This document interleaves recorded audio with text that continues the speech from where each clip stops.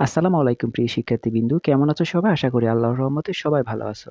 সারা দেশে স্কুলে ৪৮ দিনের একটা লম্বা ছুটি পাচ্ছে। অনেকে জানতে চেয়েছো কিসের ছুটি ভেঙে বোঝানোর জন্য। তো আজকের এই ভিডিওটা তোমাদের জন্য ইনশাআল্লাহ ভিডিওটি সম্পূর্ণ দেখো। তুমি যদি আমাদের চ্যানেলে নতুন হয়ে থাকো, অনুরোধ থাকবে আমাদের চ্যানেলটিকে এখনই সাবস্ক্রাইব করে রাখো পরবর্তী ভিডিও তোমাদেরই জন্য। প্রিয় বন্ধুরা, তোমরা ইতিমধ্যে জানো যে এসএসসি পরীক্ষা ২০২৬ সালের ২১ তারিখ থেকে শুরু হবে। এই পরীক্ষা শেষ হতে টোটাল ৩৬ দিন সময় লাগবে।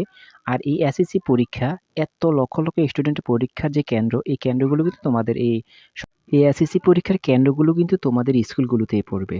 আর এই স্কুলগুলোতে যখন তোমাদের এই পরীক্ষাগুলো হবে, পরীক্ষার সময় অধিকাংশ স্কুলের মধ্যে কি করা হয়েছে? বন্ধ রাখা হয়েছে। তবে একটা কথা ভালো করে শুনে রাখো, প্রত্যেকটা কেন্দ্র থেকে কিন্তু যে স্কুলগুলো পড়েছে সব স্কুলে কিন্তু বন্ধ দিবে না। এটা তাদের ব্যক্তিগত ব্যাপার। তবে মেক্সিমাম স্কুল কিন্তু বন্ধ অলরেডি কিছু স্কুল ঘোষণা করা হয়ে গেছে। আর অনেক স্কুল ঘোষণা করা হবে। এজন্য আমার কথা ধরে তোমরা বুঝে নিও না এরকম যে তোমাদের প্রত্যেকটা স্কুলের মধ্যেই তোমাদের বন্ধ পড়বে। যে স্কুলগুলোতে কেন্দ্র করেছিল সেই স্কুলগুলোতে চাইলে তারা বন্ধ দিতে পারে। কিন্তু অনেক স্কুলেই কিন্তু এই কেন্দ্রের জন্য বন্ধ ঘোষণা করা হয়েছে যতদিন পরীক্ষা চলবে।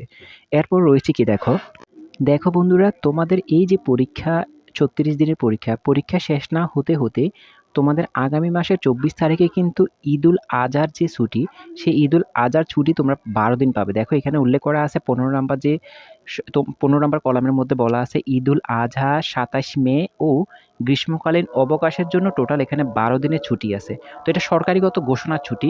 তো এই যে ছুটিটা, এই ছুটিটা কিন্তু আগামী মাসের ২৪ তারিখ থেকে তোমরা পাবে। তাহলে এই পরীক্ষাটা যে ২১ তারিখ থেকে শুরু হবে, ২১ তারিখ থেকে পরীক্ষাটা ৩৬ দিন পর্যন্ত যাবে। তো যে স্কুলগুলো বন্ধ দিচ্ছে তারা কিন্তু এই ছুটিটা কাটাতে পারবে। আর যারা বন্ধ দেয় নাই তারা তোমাদের ক্লাস নিবে। হয়তো তোমাদের ক্লাসগুলা, পরীক্ষা যদি সকালবেলা হয় তাহলে তোমাদের ক্লাসগুলো হয়তো ২টা থেকে দিতে পারে। আর যদি পরীক্ষা বিকেলবেলা হয় তাহলে তোমাদের সকালবেলা ৯টা থেকে ক্লাসগুলো দিতে পারে কিছু স্কুলের মধ্যে। আর অনেক স্কুল বন্ধই ঘোষণা করা হয়েছে। আর ২৪ তারিখে তোমরা এই যে ১২ দিন ছুটি, এটা কিন্তু সবার জন্য গ্যারান্টি। এই ছুটিটা কিন্তু সবাই পাবে। এটা হচ্ছে তোমাদের ঈদুল ঈদুল আজহার যে ছুটি আছে, কোরবানির ঈদের যে ছুটি এবং গ্রীষ্মকালীন অবকাশের জন্য এই ১২ দিনের ছুটি কিন্তু একদম ধরাবাঁধা করা আছে। তো অনেক স্কুলের মধ্যে তারা কিন্তু এই ৪৮ দিনের ছুটিটা ভোগ করবে। আবার মেক্সিমাম স্কুল কিন্তু সেই ভোগটা করতে পারবে না। কারণ যদি কেন্দ্র না পড়ে তাহলে তো তারা বন্ধ দিবে না। আর যদি কেন্দ্র পড়েও তাহলে চাইলে স্কুল কমিটি বন্ধ ঘোষণা করতেও পারে। আর চাইলে কিন্তু অর্ধাবধি ক্লাস রাখতে পারে, যে হয়তো বিকেলবেলা ক্লাস রাখবে, নয়তো সকালবেলা ক্লাস রাখবে।